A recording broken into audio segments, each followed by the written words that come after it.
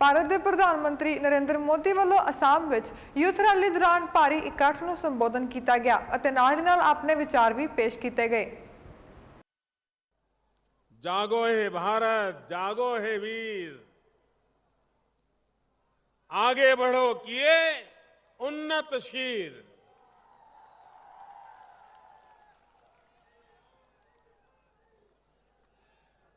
भाइयों बहनों, आसाम में आज मेरा ये दूसरा कार्यक्रम है। उसके बाद भी एक तीसरा कार्यक्रम होना है, लेकिन ये मैं जो दृश्य देख रहा हूं, मैं इसी मैदान में पहले भी आया हूं। ऐसा दृश्य पहले कभी नहीं देखा।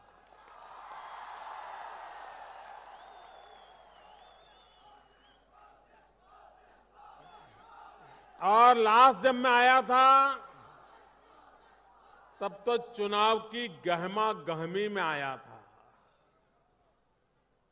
उसके बावजूद भी बहुत कम लोग थे। अभी तो चुनाव की गहमा गहमी शुरू नहीं हुई है,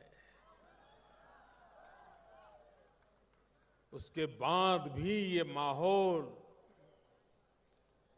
मैं आप सबका बहुत आभारी हूं, आपके आशीर्वाद के लिए, आपके प्रेम के लिए। मेरा जब प्रवास शुरू हुआ तो मुझे आज एक IIIT के कार्यक्रम के लिए आना था।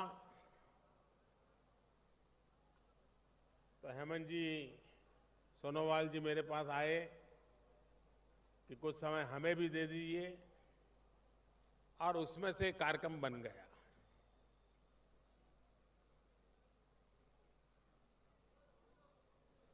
मैं यहां आया तब तक मैंने सोचा नहीं था इस कार्यक्रम का चुनाव से कोई लेना देना है, लेकिन मेरे प्रवास की खबर सुनते ही कांग्रेस पार्टी में जो तूफान मच गया,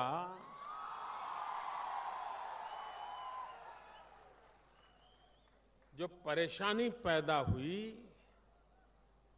तब मुझे पता चला कि हाँ, ये तो चुनाव के कारण है।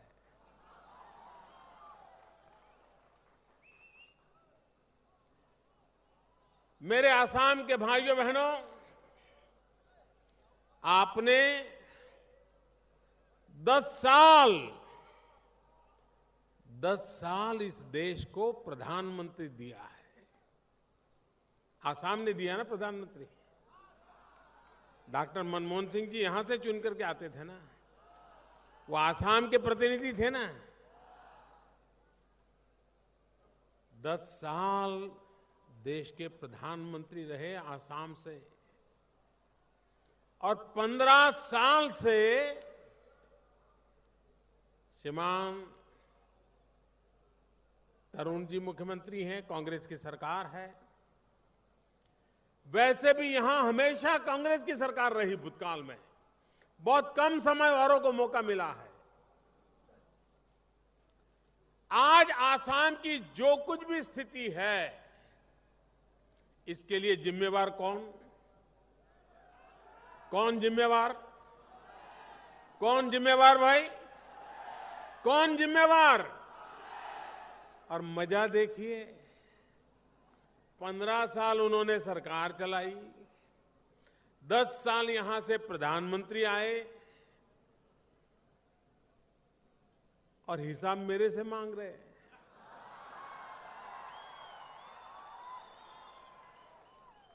भाई, पहले 15 साल का तो हिसाब दो, बाद में 15 महीने का हिसाब मांगो।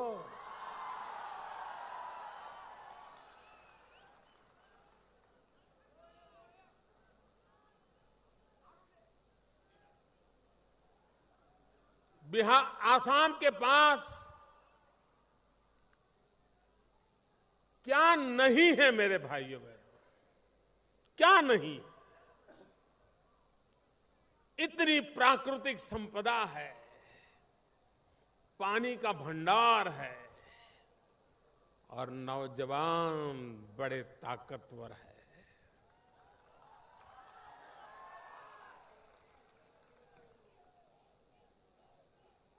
लेकिन भाइयों बहनों, आसाम की स्थिति किसने पैदा की, क्यों पैदा की? और इसलिए आसाम के लोगों के मन में विचार आना बहुत स्वाभाविक है। अब हमें आसाम ऐसे ही रहना देना है कि आगे बढ़ता आसाम चाहिए हमें। तेज गति से बढ़ता आसाम चाहिए कि नहीं चाहिए? विकास की नई ऊंचाइयों वाला आसाम चाहिए कि नहीं चाहिए? आसाम ऐसा हो जहां नौजवान को रोजगार हो, ऐसा आसाम चाहिए कि नहीं चाहिए? यहां के किसान, यहां के मजदूर, इन सब के लिए उज्जवल भविष्य हो, ऐसा आसाम चाहिए भाई। और इसलिए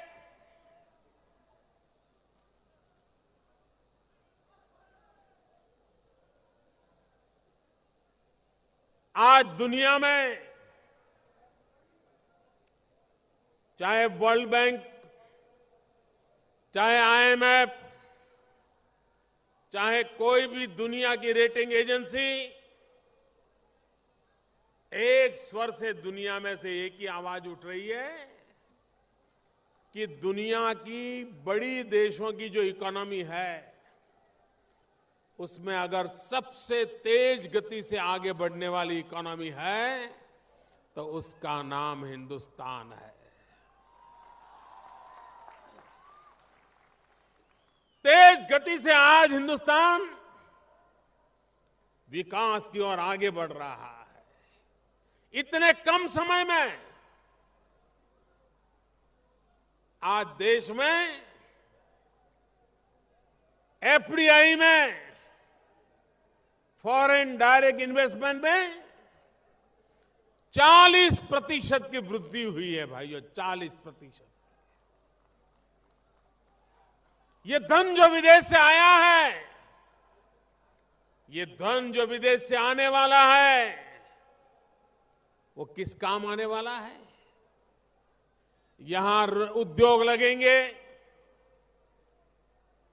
यहां इंफ्रास्ट्रक्चर बनेगा,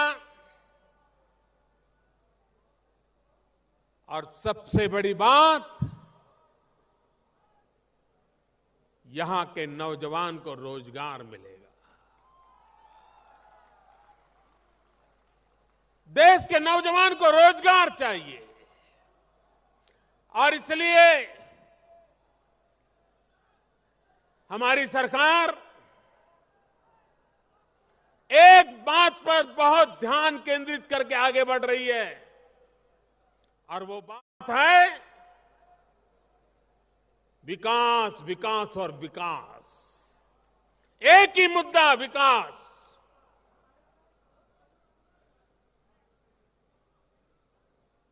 हिंदुस्तान, उसका विकास संतुलित होना चाहिए। सिर्फ भारत के पश्चिमी छोर पर विकास हो, मुंबई आगे बढ़े और गुवाहाटी पीछे रह जाए तो देश आगे बढ़ नहीं सकता है। अहमदाबाद आगे बढ़े और आसाम पीछे छूट जाए तो देश आगे नहीं बढ़ सकता है। भाइयों बहनों, आज आप हिंदुस्तान का नक्शा देखोगे, मानचित्र देखोगे तो ये ध्यान में आता है कि भारत के पश्चिमी छोर पर तो आर्थिक गतिविधि है, रोजगार, रोजी रोटी कमानी है, तो यहां से लोग अपना गांव, परिवार छोड़ करके हिंदुस्तान के पश्चिमी छोर की ओर चले जाते हैं। मुंबई जाएंगे, बेंगलोर जाएंगे, गोवा जाएंगे, गुजरात जाएंगे, राजस्थान जाएंगे। अगर हिंदुस्तान के पूर्वी इलाका का भी ऐसा ही विकास हुआ होता तो यहां के नौजवानों को बूढ़े मां बाप को छोड़ करके सैकड़ों मील कहीं दूर जाना नहीं पड़ता। और इसलिए मेरे भाइयों बहनों, मेरा एक ही सपना है कि भारत का संतुलित विकास हो। अगर पश्चिम का विकास हुआ है तो पूर्वी हिंदुस्तान का भी विकास होना चाहिए, चाहे वो पूर्वी उत्तर प्रदेश हो, चाहे पश्चिम बंगाल हो, चाहे नॉर्थ ईस्ट हो, चाहे बिहार हो। ये जो क्षेत्र है जहां भरपूर प्राकृतिक संपदा पड़ी है, जितनी प्राकृतिक संपदा इस भूभाग में है, हिंदुस्तान के किसी भी भूभाग में नहीं है। और इसलिए जहां रॉ मटेरियल होता है वहां विकास की संभावनाएं सबसे ज्यादा होती है। लेकिन जहां कोयला है वहीं अंधेरा है, जहां पानी है वहीं खेत सूखे हैं, जहां नौजवान है वहीं बेरोजगारी का मारा परेशान है। यह असंतुलन है। और इसलिए जहां प्राकृतिक संपदा है उसका भरपूर उपयोग करते हुए यहां को विकास की नई ऊंचाइयों पर ले जाना चाहिए। हिंदुस्तान के और भूभाग से इस क्षेत्र को जोड़ना चाहिए। इतने साल हो गए लेकिन रेलवे का गेज कन्वर्जन नहीं हो पा रहा। नई रेलवे तो छोड़ो, रेलवे को अब ब्रॉड गेज बनाना है, वो भी नहीं हो पा रहा है। अगर रेलवे का पूरा नेटवर्क ब्रॉड गेज नहीं होता है तो हिंदुस्तान के और हिस्सों से कनेक्टिविटी कैसे बनेगी? आपने देखा होगा कि पिछली बार दिल्ली सरकार ने सबसे ज्यादा बजट कहीं लगाया तो ये नॉर्थ ईस्ट के इलाकों में आसाम हो और आसाम के आगे का क्षेत्र हो, सबसे ज्यादा रेलवे का बजट लगाया है, ताकि हमने तय किया है कि हो सके उतना जल्दी यहां नई रेल लाइन डालें, ब्रॉडगेज करें और यहां के लोगों को पूरे हिंदुस्तान के आर्थिक जीवन के साथ जोड़ने का एक बहुत बड़ा व्यवस्था खड़ा कर दें। रोड बनाने का काम सबसे ज्यादा तेज गति से आज रोड बनने का काम हो रहा है तो ये नॉर्थ ईस्ट के इलाके में किया जा रहा है। सबसे ज्यादा धन लगाया जा रहा है तो नॉर्थ ईस्ट के इलाके में लगाया जा रहा है। और इसलिए कि यहां से विकास की नई संभावनाएं पड़ी हुई है। देश को आगे ले जाने की ताकत हिंदुस्तान के ये पूर्वी इलाके में है, जिसमें आसाम प्रमुख है। और इसलिए मेरे भाइयों बहनों, दिल्ली में आपने जिस सरकार को बिठाया है उसने एक्ट ईस्ट पॉलिसी बनाई है। ये पूर्वी क्षेत्र के विकास के लिए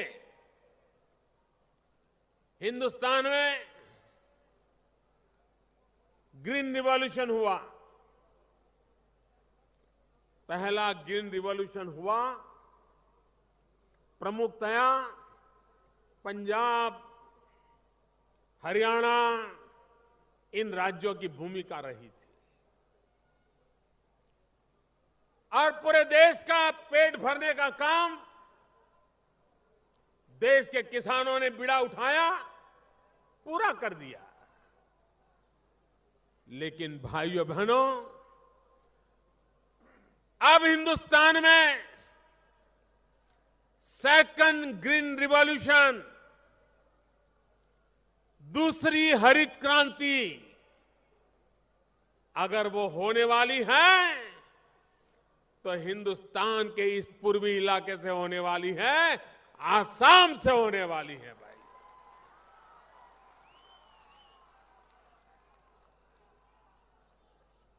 यहां इतना पानी है,